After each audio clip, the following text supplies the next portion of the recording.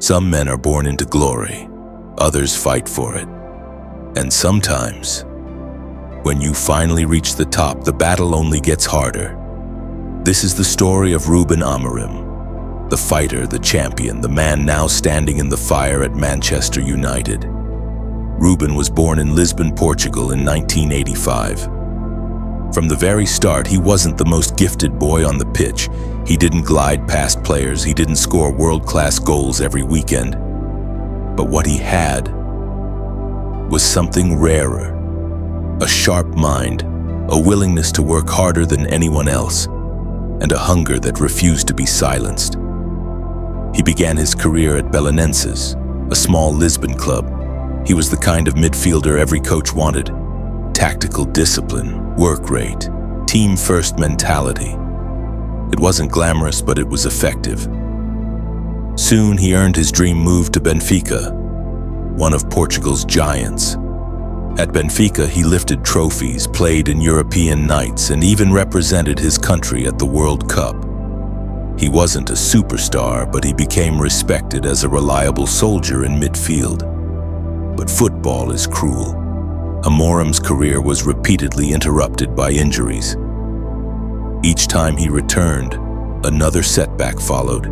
His body betrayed him, and by 2017, at just 32 years old, he was forced to retire, not as a legend, not as a household name, but as a player who knew the game in his bone and in his mind. For many, that's where the story would end. But for Ruben, retirement was just the beginning. He turned to coaching, not at glamorous clubs, not with huge budgets, but in Portugal's lower leagues, where players barely made enough to live on. His first real job came at Casa Pia, a second division side. Most thought it was a dead end. But Ruben brought a new energy. He demanded pressing, intensity, bravery. And he demanded it even from players who weren't used to such ambition. His style caught attention. Soon, Braga, one of Portugal's top clubs, came calling. He didn't last long there, but not because he failed. Quite the opposite. He impressed so much that after just a few months, Sporting CP, a sleeping giant, made a gamble. In 2020, Sporting paid over 10 million euros to get Ruben Amorim. For a coach with so little experience, it was seen as madness. The media laughed, rivals mocked, fans doubted. But Ruben didn't. He knew exactly what he wanted, and in his very first full season, he delivered the impossible. Sporting, a club haunted by nearly 2 decades without a league title, became champions of Portugal. It wasn't luck, it was vision. He trusted youth players no one believed in. He installed a system of fast pressing and fearless football, and he built a team that played without fear no matter the opponent.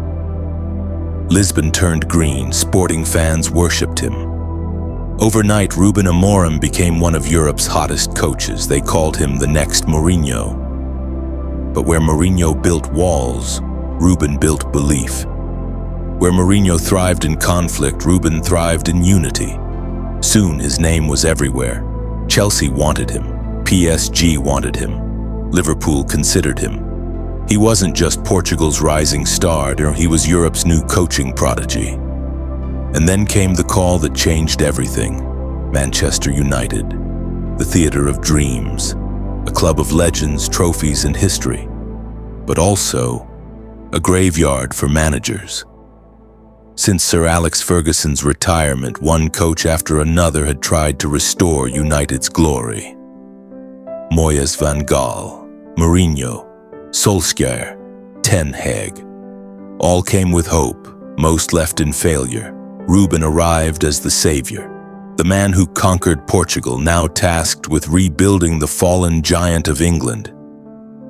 But what he found was not the club he dreamed of.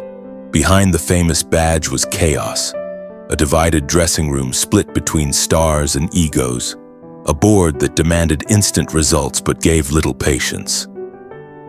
And fans, millions of them worldwide, hungry for glory, desperate for change but ruthless with failure.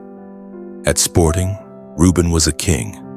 At Manchester United, he was a man surrounded by fire. The tactics that worked in Lisbon suddenly looked fragile. Pressing systems collapsed under the pressure of the Premier League. The English media circled like sharks, waiting for the next drop of blood. Every defeat wasn't just a loss. It was a headline, a crisis. The golden boy of Portugal now looked mortal, and Old Trafford, with all its weight of history, threatened to crush him. But Ruben Amorim is no stranger to struggle. He's fallen before. He's been underestimated before. He's been written off before. And every time, he has risen. From a player whose career was broken by injuries, to a rookie manager mocked for being too inexperienced, to the man who brought Sporting back to life after 19 years in the shadows. Ruben has proven one thing. When he is doubted most, he is at his strongest. And so, the question is not whether he feels the fire. The question is whether he can survive it. Will Manchester United become the place where Ruben Amorim cements his legacy? Or will Old Trafford become the graveyard of another great talent? This is Ruben Amorim. This is Goal and Glory.